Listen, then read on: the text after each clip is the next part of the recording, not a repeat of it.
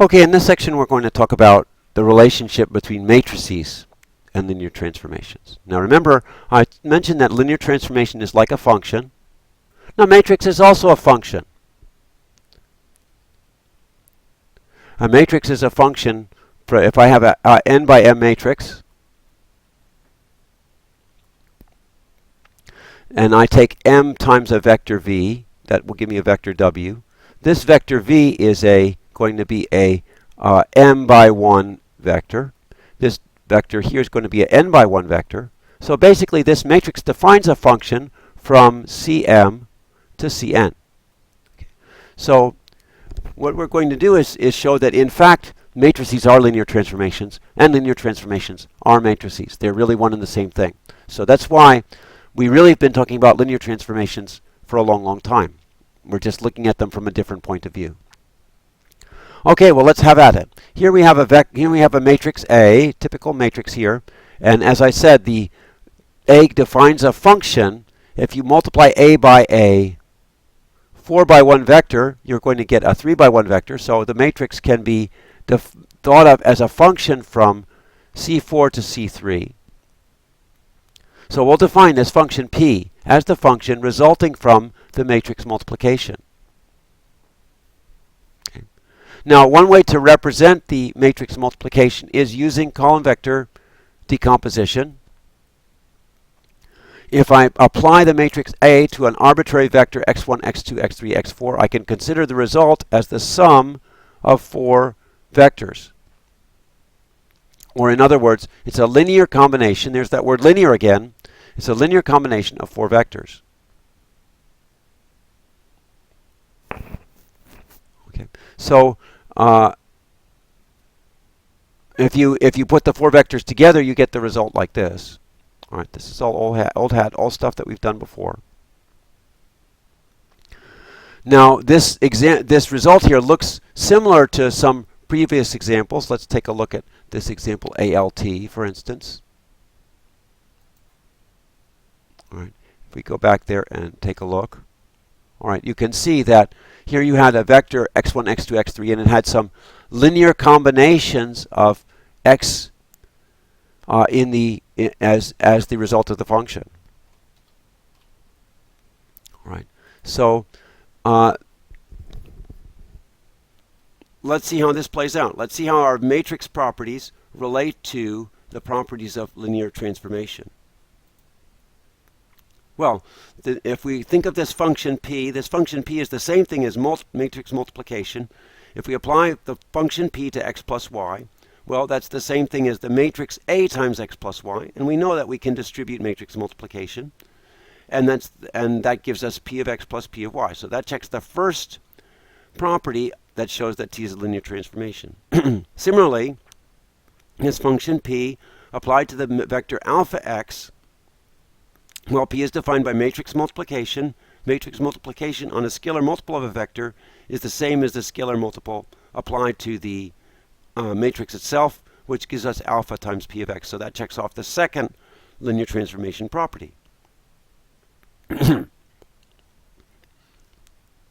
Okay, so we're thinking of matrix now in a different way. We're thinking of the matrix as a function. We're thinking about matrix in terms of what it does to vectors.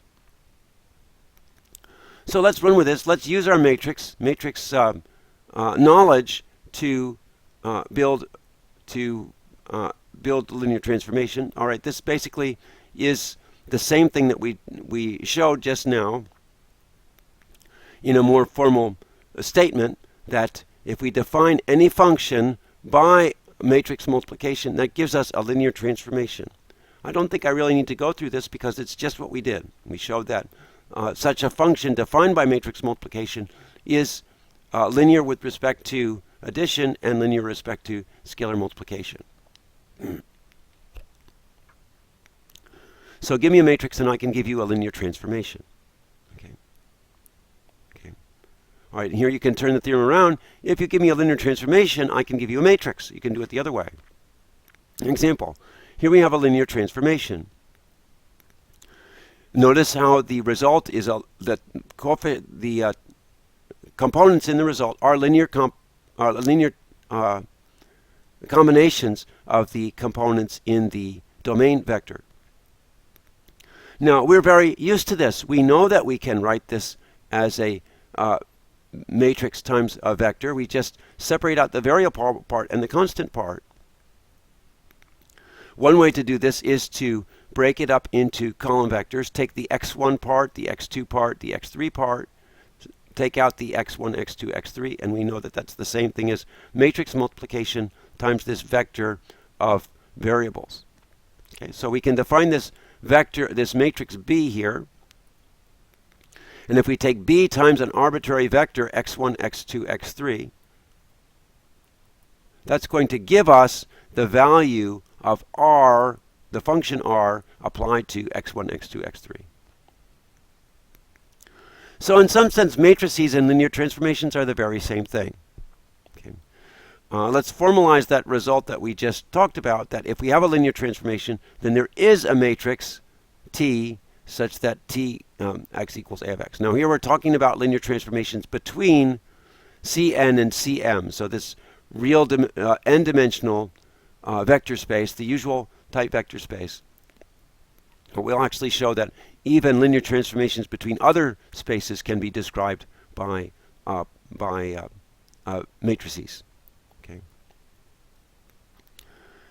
And this proof really is just a generalization of the example that we did above. You had some function here that gave a function applied to a vector of variables and gave you a result. And you just broke the result up into parts and used those parts to define a matrix. Well, we're going to do the very same thing here. You can take the standard basis of the domain, take the standard basis of Cn, and these are actually the columns of the identity matrix. Now, since this is a linear transformation from Cn to Cm, each one of these standard basis vectors is going to map to a vector in Cm. Let me define the vector that EI maps to as AI. Okay, so EI maps under T to AI. And this is true for all of the basis vectors, I equals 1 up to n. Now, since these are column vectors, I can form a matrix out of them. And then what the rest of the proof is to show that this matrix here, formed by the column vectors, is actually the matrix that gives the linear transformation. And just go through the steps. If I want to take the linear transformation T applied to the vector x, well, I can put an identity matrix in there if I want to. That's not going to change anything. I can write this identity matrix as in terms of its columns, and the columns of the identity matrix are the standard basis vectors. Then here I have matrix times vector, and we can write that as a sum of column vectors, as we just saw. By the linear transformation property, I can break this linear transformation applied to the sum as a sum of linear transforms. Then I use the scalar multiplication property to take out this constant. x1 is a constant, x2 is a constant, and so on. Then I use the fact that I've defined AI as the image of Ti to convert T of E1 to A1, T of E2 to A2, etc., etc. So here I have a linear combination of the A vectors. Notice this is not absolute value. It just means the first component of x. But here we have the very same definition of what it means to multiply the matrix A by the vector x. So we've gotten what we have. All right, if you find this confusing, just think about the example above. Really, you're just generalizing this particular example to the arbitrary case.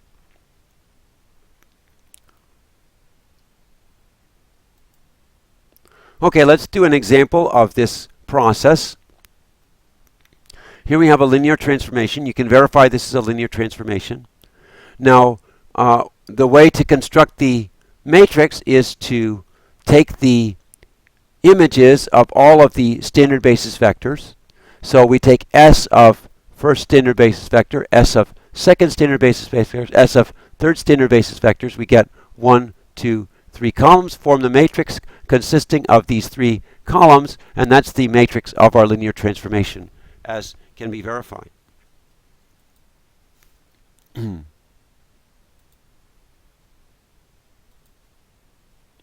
Okay, so we've bitten off enough for one video, and we'll start with the next video afterwards.